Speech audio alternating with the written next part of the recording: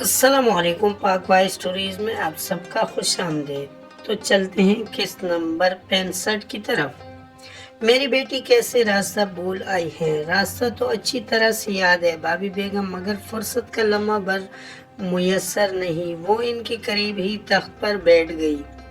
یہ تو ٹھیک کہا، انہوں نے فوراً تائید کی تھی۔ عروسہ بھی تو ابھی ذمہ داریوں کو نہیں سمجھتی ہے، بچیوں کے ساتھ چوتھی بچی بن جاتی ہے۔ کام تو کافی بڑھ گیا ہے۔ امیمہ اور اموریہ خاصا خیال رکھتی ہیں، بس طبیعت کے بوجھل پن کی وجہ سے میں گھر سے نکل نہیں پاتی، اس نے سادگی سے وضاحت کی۔ ماشاءاللہ امیمہ بہت سمجھدار ہے۔ غوثیہ باجی کچن سے نمودار ہوئی تھی، کچھ خفا خفا سی دکھائی دے رہی تھی، تھوڑی دیر بیٹھ کر چلی گئی۔ عشوہ نے بھی ان کے رویے پر زیادہ غور و فکر کرنا ضروری نہیں سمجھا، ورنہ غوثیہ باجی کے تیور دیکھ کر ٹٹک ضرور جاتی کہ ان کی پیشانی پر خاصا ناگوار سی سلوٹیں دکھائی دے رہی تھی، اور وجہ نہ جانے کیا تھی۔ اگر وہ غور کرتی تو پھر وجہ ڈھونڈنے کا خیال بھی آتا۔ بہت دن ہوئے ہیں آپ نے چکر نہیں لگایا۔ عشوہ بھی شکوہ کے بغیر نہیں رہ پائی تھی، بس بیٹی کچھ گھریلو پریشانی تھی، دل ہی نہیں مانا کہیں آنے جانے کو۔ انہوں نے ایک ٹھنڈی آہ بھری۔ کیسی پریشانی؟ عشوہ نے جھجکتی ہوئی پوچھا۔ نوری کے رشتے کی کہیں بات نہیں بن پا رہی ہے، بس اسی وجہ سے خاصا پریشانی ہے۔ انہوں نے صاف صاف بتا دیا، آج کل لوگ بس اچھی شکل پر مر مٹتے ہیں، اخلاق تمیز خلوص سب درے کا درا رہ جاتا ہے۔ نوری کی بات ایک جگہ چل رہی تھی، جواب دے دیا ہے ان لوگوں نے۔ انہیں کوئی اونچی لمبی گوری چٹی لڑکی پسند آ گئی تھی، وہ بجھے لہجے میں بولی تھی، اب اپنی عروسہ کو ہی دیکھ لو، ابھی بات چلا رشتے آپ پڑیں گے۔ بس جی، اپنے اپنے نصیب کی بات ہوتی ہے، اللہ بہتر کرے گا۔ بھابی بیگم آپ فکر نہ کریں، جو کوئی اس کے جوڑ کا ہوگا راستہ بدل بدل کر ادھر آ نکلے گا۔ اس نے ان کے گھٹنے پر ہاتھ رکھ کر تسلی آمیز لہجے میں کہا۔ پوتیوں کی فکر نے ان کی آنکھوں سے نیندیں چرا لی ہے۔ غوثیہ بھی کچھ پریشان ہے، اوپر سے بیٹا بھی مانو ہاتھ سے نکلا جا رہا ہے۔ ان کی مبہم سی بات عشوہ کے پلے نہیں پڑی تھی۔ نوری کہاں ہے؟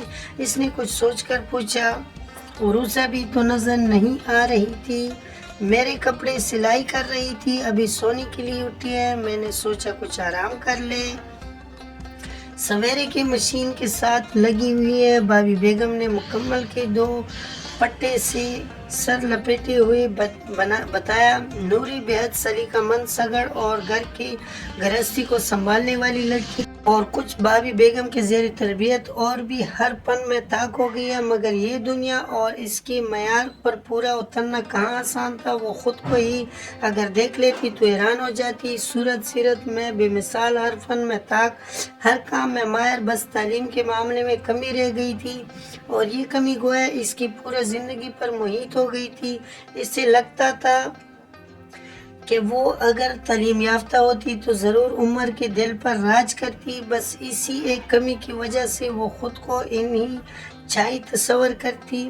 اور ادھر نوری میں بھلا کیا کمی تھی؟ اچھی تعلیمی ادارے سے پڑھ رہی تھی، سلیقہ مند، سمجھدار، بس رنگ روپے میں خاصی کم تھی اور اسی وجہ سے ٹھکرائی جا رہی تھی۔ عشوہ بس تعصب سے سوچتی رہ گئی، عروسہ کیا کر رہی ہے آج صبح کا؟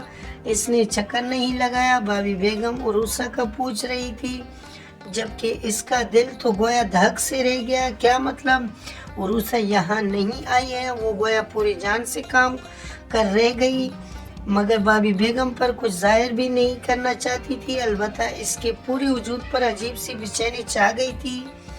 دل تھا کہ فکر کے مارے سینے میں کلا بازیاں کھا رہا تھا۔ عروسہ یہاں نہیں آئی ہے تو پھر کہاں گئی ہے؟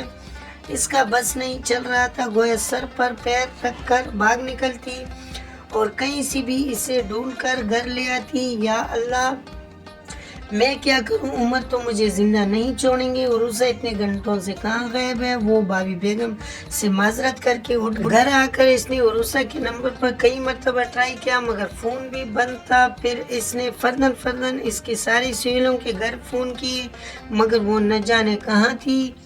بغیر بتائے کدھر چلی گئی تھی. جو وقت آگے گزر رہا تھا اشوا کی آواز ساتھ چھوڑ رہے تھے. دل تھا کہ اندیشوں میں گرا اور بھی سہا رہا تھا.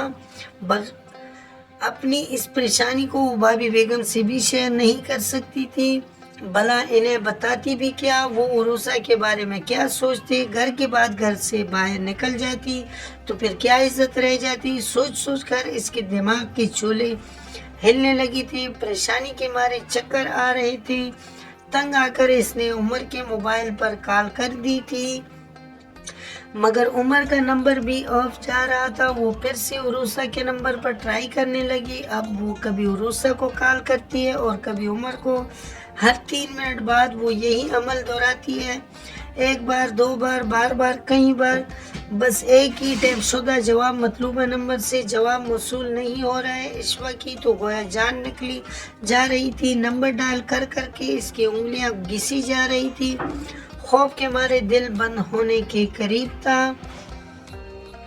جب اس کے وحشت زدہ دل میں ایک وسوسہ بالکل اچانک بیدار ہو گیا. اس وسوسے کے نمو پاتی ہی گویا اشوا پوری قد سے ڈھہ گئی تھی. امید ہے آپ لوگوں کو یہ سٹوری کا قصہ پسند آیا ہوگا. اگر پسند آیا تو ویڈیو کو لائک کر لیں.